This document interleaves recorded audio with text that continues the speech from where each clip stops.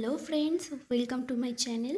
আজকে আমি ক্লাস সিক্সের তৃতীয় পর্যায়ক্রমিক মূল্যায়নের পরিবেশ ও বিজ্ঞান বিষয়ের এই সেট ওয়ানটা তোমাদের সলভ করে দেখাবো। সঠিক উত্তরটি নির্বাচন করো।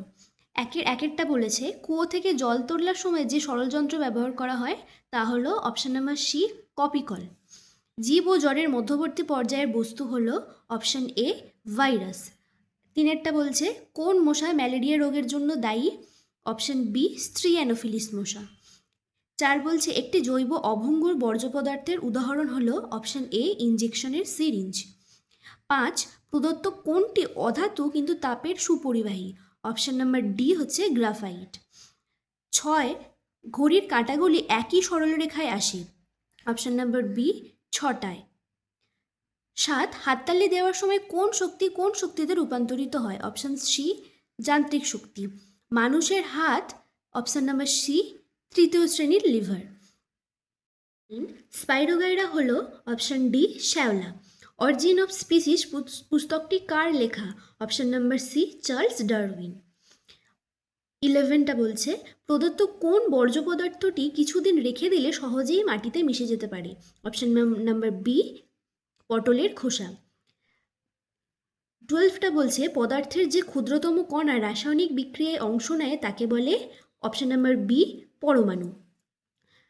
13টা বলছে, বীজের অঙ্কুরোদ্গম ঘটার পর ধীরে ধীরে গাছে পরিণত হওয়ার ঘটনাকে বলা হয়? অপশান নাম্বার সি, বৃদ্ধি। 14টা বলছে, দেখো, সূর্য থেকে গাছ, ফড়িং, ব্যাঙ, সাপ, ময়ূর, বাঘ প্রদত্ত খাদ্য সম্পর্কযুক্ত তালিকাটি হলো? অপশান নাম্বার সি, খাদ্য শৃঙ্খল। 15টা বলছে, হেলিয়ে রাখা একটি মই? অপশান নাম্বার বি হচ্ছে নততল। 16টা বলছে, দেখো, টাইফয়েড ও কলেরা রোগের জন্য দায়ী জীবাণুটি হলো? Option number B, bacteria. 16 বলছে, তিমি কোন শ্রেণীর প্রাণী? অপশান নাম্বার ডি, স্তন্যপায়ী। 17টা বলছে, পচা শাকসবজি ও ফল থেকে জৈব সার প্রস্তুতি কোন পদ্ধতির অন্তর্গত? Option number C, reuse. 19 বলছে, সোডিয়ামের চিহ্ন হলো? Option number D, Na। 20টা বলছে, কোন এককের সাহায্যে একটি সরু তারের ব্যাস মাপা যাবে? Option number A, millimetre. 21টা বলছে, 10 কেজি ও 20 কেজি ভরের দুটি লোহার বলকে মাটিতে গড়িয়ে দিলে ঘর্ষণ বল? অপশান নাম্বার বি, দ্বিতীয়তে বেশি হবে। এর প্রশ্ন বলেছে, নিম্নলিখিত প্রশ্নগুলির নির্দেশ অনুযায়ী উত্তর দাও।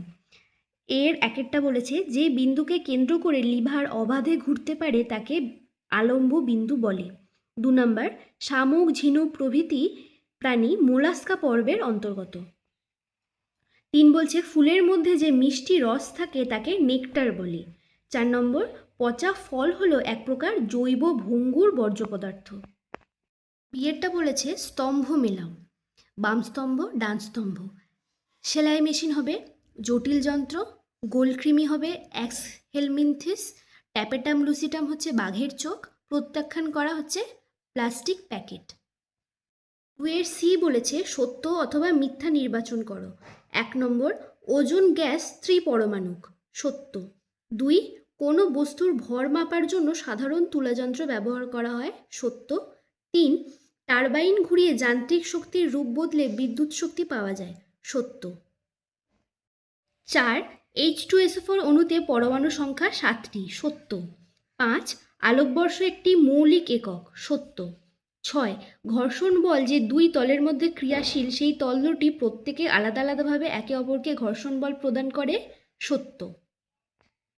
3 বলেছে, নিম্নলিখিত প্রশ্নগুলির উত্তর দাও। 1, একটি প্রথম শ্রেণীর লিভারের রেখাচিত্র আঁকো। দেখো, তোমরা এই চিত্রটা আঁকবে, বাধা, আলম্ব, বল এগুলো সব চিহ্নিত করবে এবং তার সাথে এটা লিখবে, প্রথম শ্রেণীর লিভারে বাধার প্রয়োগ বিন্দু আর এবং বলের প্রয়োগ বিন্দু এ এর মাঝামাঝি জায়গায় আলম্ব বিন্দু সি অবস্থান করে। 3 2 বলেছে, করডাটা বলতে কি বোঝায়? উত্তরটা দেখে নাও। ভ্রূণ অবস্থায় যেসব প্রাণীদের দেহের মাঝ বরাবর নোটোকর নামে একটি দণ্ড থাকে তাদের জাতকে করডাটা বলে। অনেক করডাটা জাতীয় প্রাণীদের দেহে পূর্ণাঙ্গ অবস্থায় নোটোকর দেখা যায় যা মেরুদণ্ডে রূপান্তরিত হয় না। 3 বলেছে কোন সামাজিক পতঙ্গ আমাদের ক্ষতি করে থাকে? উত্তরটা হবে পিঁপড়ে, উইপোকা ইত্যাদি। সাপের বিষ শিকারের কোন তন্ত্রকে ক্ষতিগ্রস্ত করে? উত্তরটা দেখে নাও। সাপের বিষ শিকারের স্নায়ুতন্ত্র ও রক্ত সংবহন তন্ত্রকে ক্ষতিগ্রস্ত করে। 4 বলেছে গ্যাসীয় বর্জ্য কি? উদাহরণ দাও। উত্তরটা দেখে নাও। মানুষের দৈনন্দিন বিভিন্ন কাজের ফলে বা প্রাকৃতিক কারণে সৃষ্ট দূষিত ও আপাতভাবে ব্যবহারের অযোগ্য গ্যাসীয় পদার্থকে গ্যাসীয় বর্জ্য বলে। উদাহরণ হচ্ছে আবর্জনা স্তূপ থেকে নির্গত মিথেন, অ্যামোনিয়া গ্যাস, ইটভাটা থেকে নির্গত ধোঁয়া ইত্যাদি হলো গ্যাসীয় বর্জ্যের উদাহরণ। 5 কোয়েশ্চেন বলেছে চিনির শরবত ও নুন জল প্রতিটির ক্ষেত্রে কোনটি দ্রাবক ও কোনটি দ্রাবক তা চিহ্নিত করো। উত্তরটা দেখে নাও। চিনির শরবতে চিনি হচ্ছে দ্রাবক এবং জল হচ্ছে দ্রাবক, এবং নুন জলে নুন হচ্ছে দ্রাবক এবং জল হচ্ছে দ্রাবক। 6 কোয়েশ্চেন বলেছে বৃদ্ধির হার বলতে কি বোঝায়? উদ্ভিদের বৃদ্ধি পরিমাপক যন্ত্রটির নাম লেখো। উত্তরটা দেখে নাও। একক সময়ে কোনো জীবের যে পরিমাণ বৃদ্ধি হয় সেটিই হলো বৃদ্ধির হার, এবং উদ্ভিদের বৃদ্ধি পরিমাপক যন্ত্রটির নাম হলো অক্সানোমিটার। 7 কোয়েশ্চেন বলেছে লিন্ডেম্যানের 10% বা 10% সূত্রটি লেখুন। প্রতিটি ট্রফিক লেভেলে বা পুষ্টি স্তরে গৃহীত শক্তির প্রায় 10% দেহ গঠনের কাজে লাগে, যা পরবর্তী ট্রফিক লেভেলের জীবরা গ্রহণ করতে পারে। এটি লিন্ডেম্যানের 10% বা 10% সূত্র। 4 বলেছে পাহাড়ে ওঠার পথ খাড়া না করে ঘুরিয়ে করা হয় কেন? ঘুড়ি ওড়ানোর লাটাই কি জাতীয় সরলযন্ত্র? পাহাড়ে ওঠার পথ খাড়া না করে ঘুরিয়ে তৈরি করা হয়। এর কারণ ঘোরানো পথ নততলের মতো কাজ করে, ফলে ওই পথে উঠতে কষ্ট কম হয়। পথ খাড়া হলে ওঠার সময় বেশি বল প্রয়োগ করতে হতো, ফলে বেশি পরিশ্রম হতো।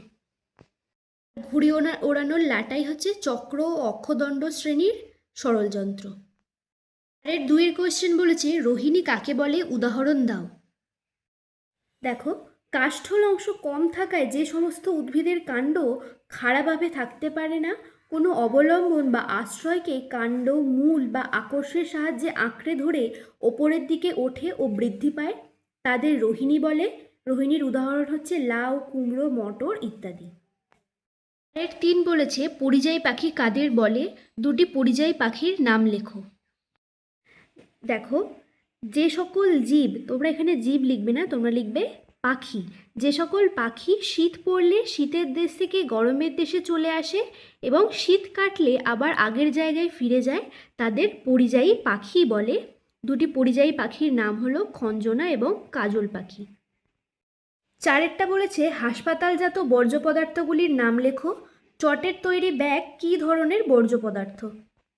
হাসপাতালজাত বর্জ্য পদার্থগুলি হলো ইঞ্জেকশনের সিরিঞ্জ, তুলো, ব্যান্ডেজ, রক্ত ও স্যালাইনের বোতল বা প্লাস্টিকের পাউচ, রোগীদের খাবারের অবশেষ, ওষুধের ফেলে দেওয়া ফয়েল ও বোতল, শল্য চিকিৎসায় ব্যবচ্ছেদ করা শরীরের অংশ, ক্যান্সারের চিকিৎসায় ব্যবহৃত তেজস্ক্রিয় পদার্থ ইত্যাদি। চটের তৈরি ব্যাগ হচ্ছে এক ধরনের জৈব ভঙ্গুর বর্জ্য পদার্থ। 4 বলেছে কলিচুনের সংকেত লেখো। HCl কিসের সংকেত? দুটি শূন্যযোজী মৌলের নাম লেখো। 4 বলেছে কলিচুনের সংকেত লেখো। দেখো, কলিচুনের সংকেতটা আমি তোমাদের লিখে দিয়েছি, CaOH2। তারপরে বলেছে HCl কিসের সংকেত? দেখে নাও, HCl হচ্ছে হাইড্রোজেন ক্লোরাইডের সংকেত। তারপরে কোয়েশ্চেন বলেছিল দুটি শূন্যযোজী মৌলের নাম লেখো। দুটি শূন্যযোজী মৌলের নাম হচ্ছে হিলিয়াম ও আর্গন। 4 বলেছে সময় কাকে বলে? স্টপওয়াচ সাধারণত কোথায় ব্যবহৃত হয় এবং উষ্ণতা মাপা হয় কোন যন্ত্রের সাহায্যে? দেখে নাও, দুটি ঘটনার মধ্যে যতক্ষণের ব্যবধান সেটিই হলো সময়। আর স্টপওয়াচ সাধারণত খেলার মাঠে কোনো দৌড় প্রতিযোগী দৌড় শেষ করতে কত সময় নিল তা জানার জন্য ব্যবহার করা হয়। না, উষ্ণতা মাপা হয় থার্মোমিটার যন্ত্রের সাহায্যে। 7 বলেছে স্পর্শহীন বলের দুটি উদাহরণ দাও। দেখো, মহাকর্ষ বল আর চৌম্বক বল হলো স্পর্শহীন বলের উদাহরণ। এসআইতে ওজনের একক কি? নিউটন।